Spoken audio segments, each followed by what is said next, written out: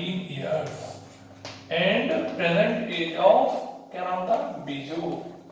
बताओ भाई y का आंसर क्या आया 16 years। ये आपका पहला क्वेश्चन, पहला आंसर, पहला केस खत्म हो गया।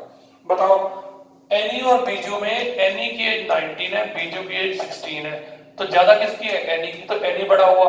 जरा देखना दोनों के बीच में कितना डिफरेंस है, 3 साल का डिफरेंस है। तो देखो एनी की एज बीजू की एज से 3 साल ज्यादा है। तो ये पहला केस खत्म हो गया। अगर इसमें से एक आंसर भी नेगेटिव आता तो मैं इस क्वेश्चन को आगे ना करता। ठीक है, अब नाउ जैसे मैंने फर्स्ट इक्वेशन को थर्ड के साथ लिया, अब किसका नंबर है सेकंड इक्वेशन को थर्ड के साथ लेंगे। तो नाउ फ्रॉम 2 and 3, यानी कि पहले केस में जो दो इक्वेशन बनी थी उनको दोनों को लेना है। यहाँ केस 1 लिखकर केस 2 यहाँ लिखेंगे। तो केस 1 में दो इक्वेशन बनी थी, ठीक है, तो x - y ले चुके, अब y - x का नंबर है, तो 2 और 3 ले लिए। तो मैं दोनों इक्वेशन एक दूसरे के नीचे लिख रहा हूं, y - x = 3 और 4x - y = 60। अब की बार तो y बैलेंस है, एक पॉजिटिव एक नेगेटिव है। 4x में प्लस का और x माइनस का, तो 3x बच गया, 63 आ गया, x की वैल्यू 21 आ गई। देखिए 3 से डिवाइड कर दिया 63 को, x के इस आंसर को यहाँ सेकंड इक्वेशन में पुट कर देते हैं, पुट इन इक्वेशन 2। फर्स्ट में मत कर देना, फर्स्ट तो आप कर चुके, अब तो सेकंड और थर्ड चल रही है। तो y - 21 = 3 वाली इस इक्वेशन में पुट कर देंगे और y की वैल्यू 24। सो क्या लिखेंगे, प्रेजेंट एज ऑफ एनी, बताओ कितने इयर्स 21 इयर्स, x का आंसर। और प्रेजेंट एज ऑफ कौन बीजू, बताओ कितने इयर्स 24 इयर्स। ये हमारा आंसर आ गया। देखिए तो एनी की प्रेजेंट एज 21 और बीजू की प्रेजेंट एज 24। अब बताओ दोनों में कौन बड़ा है, बीजू की एज ज्यादा है, बीजू बड़ा है। कितने साल बड़ा है, 3 साल बड़ा है। यानी कि हमारे इस क्वेश्चन के 4 आंसर हुए। अगर आंसर नेगेटिव आता तो मैं लिखता as may not be negative और क्वेश्चन को वहीं छोड़ देता, फिर अगला केस करता। तो एज पॉजिटिव आनी जरूरी है, एज कभी भी नेगेटिव नहीं होती।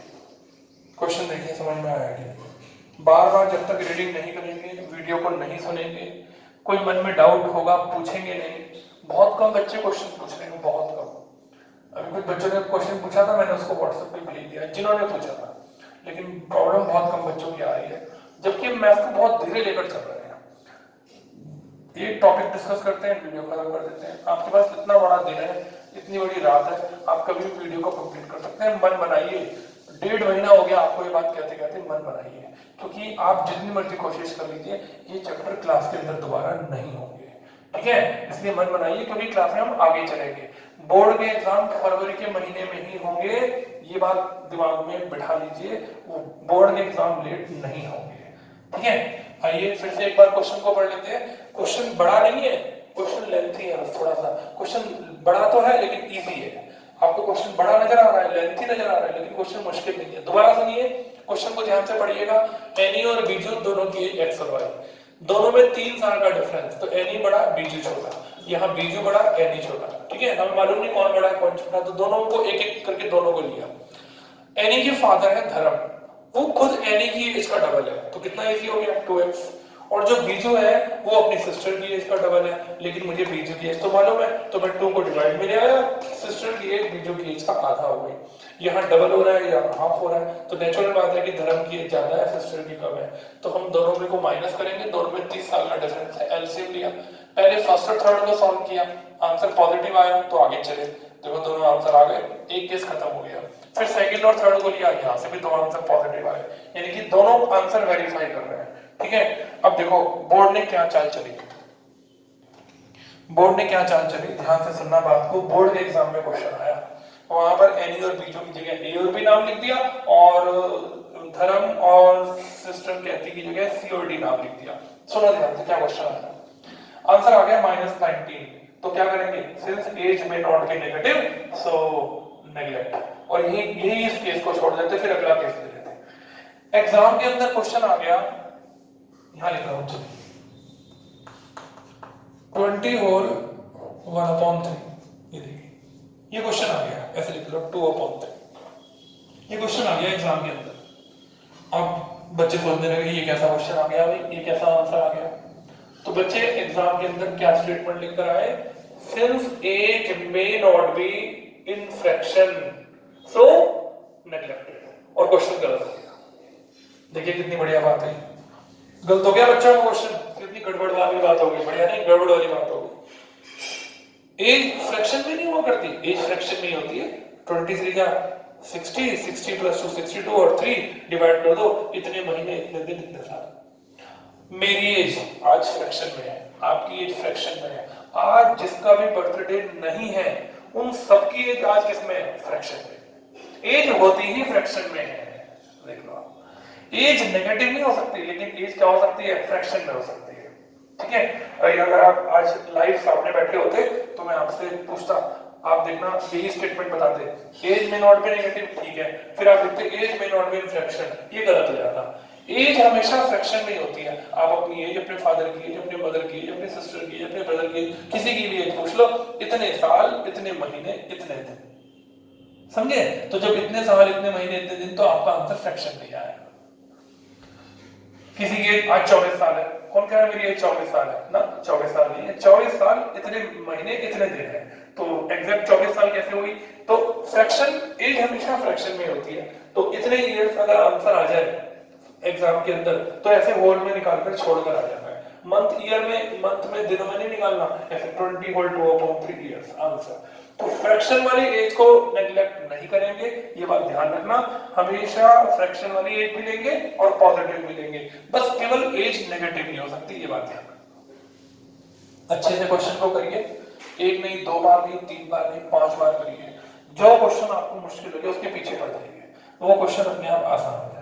ठीक है, इस वीडियो में आज हमने एज वाले क्वेश्चंस कंप्लीट कर लिए। अब हम एक और क्वेश्चन करेंगे, इसी पेज पर है क्वेश्चन नंबर 8। ठीक, बस उसके बाद फिर हम वर्ड प्रॉब्लम नेक्स्ट वीडियो में करेंगे। अभी आज हम लोग क्वेश्चन नंबर 8 करने जा रहे हैं।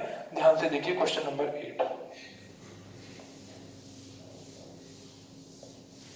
देखिए क्वेश्चन नंबर 8 में एक साइक्लिक फिगर बनी हुई है, एक अंदर क्वाड्रिलेटरल बना हुआ है ऐसे।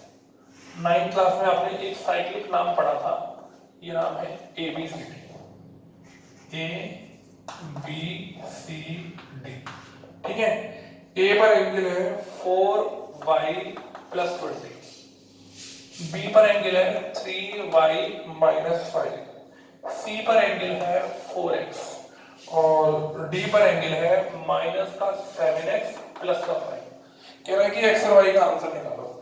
आप लोगों ने एक स्टेटमेंट पढ़ा था, we know that opposite angles of cyclic quadrilateral are supplementary. याद करिए, पढ़ा था कि अगर कोई फिगर सर्किल के अंदर बनी है तो वो साइक्लिक है, क्वाड्रिलेटरल है। और अगर वो क्वाड्रिलेटरल है, खाली कोई फिगर नहीं, खाली क्वाड्रिलेटरल सर्किल के अंदर बना हुआ है, तो उसे साइक्लिक बोलते हैं। उसके चारों वर्टिसेस सर्किल पर आते हैं, तो उसके अपोजिट एंगल का सम हमेशा 180 होता है। तो बताइए A और C का सम क्या होगा? 180 डिग्री। ये देखो A के सामने C बना हुआ, तो A और C का सम 180 होगा। तो A के नीचे क्या लिखेंगे? 4y + 20 और C के नीचे 4x। देखो, ठीक है, अब क्या लिखेंगे? पहले 4x और फिर 4y और इस 20 को उधर ले जाएंगे, माइनस का हो जाएगा। देखो A और C अपोजिट एंगल है और अपोजिट एंगल का सम 180 होता है। एक इक्वेशन तैयार हो रही है। इक्वेशन देखो, इक्वेशन वो डायरेक्ट देने की बजाय आपसे क्या तरीका लेके क्वेश्चन पूछ रहा है। 4 कॉमन ले लीजिए, x + y की वैल्यू हो गई 160, 4 को डिवाइड में ले जाइए, x + y की वैल्यू हो गई 40। ये आपकी पहली इक्वेशन तैयार। ठीक, तो जैसे A और C का सम 180 है, ऐसे किस का सम 180 होगा? B और D का। आल्सो B और D का सम भी 180 होगा। स्टेटमेंट आपने एक ही बार लिख दिया कि भैया हम इनका सम 180 क्यों लिख रहे हैं? क्योंकि ये साइक्लिक क्वाड्रिलेटरल के अपोजिट एंगल्स हैं। तो B की वैल्यू 3y - 5 और इसकी वैल्यू है -7x + 5 और इक्वल कितना? 180। चेक कर लेते हैं एक बार। 3y - 5। अब पहले लिखेंगे -5x 7x और फिर लिखेंगे प्लस का 3y, ये 5 से 5 कट गया और माइनस का है, ये प्लस का है और इक्वल 180। ये कौन सी इक्वेशन हो गई आपकी? सेकंड। अब आपकी जिम्मेदारी है दोनों इक्वेशन को बैलेंस करें, सॉल्व करें, x y के आंसर निकालें। x y के आंसर जब आ जाए तो एक एक करके इन चारों में पुट करें। ठीक है, सपोज करो y का आंसर 20 आया तो ऐसे लिखेंगे 4 × 20 + 20, तो y का आंसर आ जाए, a का आंसर आ जाए। जब x और y का आंसर इन दोनों इक्वेशन को सॉल्व करके आ जाए तो इन चारों में वैल्यू पुट करके a b c d चारों एंगल आपको निकालने हैं। ठीक है, उसने कहा फाइंड ऑल द एंगल्स, कर लेंगे। दो इक्वेशन बैलेंस करनी है, यहाँ y के साथ 3 है, यहाँ y है, तो इसकी 3 से मल्टीप्लाई सब्ट्रैक्ट करेंगे। आपकी मर्जी है, ऐड करना चाहते हैं तो इसको 7 से मल्टीप्लाई कर दीजिए, 7 से 7 वाला कट जाएगा, ऐसे भी हो जाएगा। तो दोनों बैलेंस करके सॉल्व करिए, x y का आंसर निकालिए। जब x y का आंसर आ जाए तो चारों एंगल निकालिए, ऐसे एंगल A इतना, एंगल B इतना, वैल्यू पुट करनी है तो चारों एंगल आपके पास अलग अलग आएंगे। समझ में आ गया? कोई दिक्कत आए पूछिए, हम शीट भी भेजेंगे आपको, जो जो वर्ड प्रॉब्लम आपने कर लिया उससे मिलती जुलती क्वेश्चन की शीट भी भेजेंगे। पहले वीडियो भेजेंगे, फिर थोड़ी देर बाद शीट भेजेंगे। तो इतने आप इनको पक्का करिए, कोई प्रॉब्लम है पूछिए और उस शीट को भी कंप्लीट करिए, फिर आगे हम नई वैरायटी को आगे चलाएंगे। अब धीरे धीरे आपकी वर्ड प्रॉब्लम और 2 वीडियो क्लासेस में खत्म हो जाएंगे। इतने आप इनको पक्का कर लीजिए, किसी का कोई काम छूटना नहीं चाहिए। ठीक है, thank you very much, have a good day, God bless you.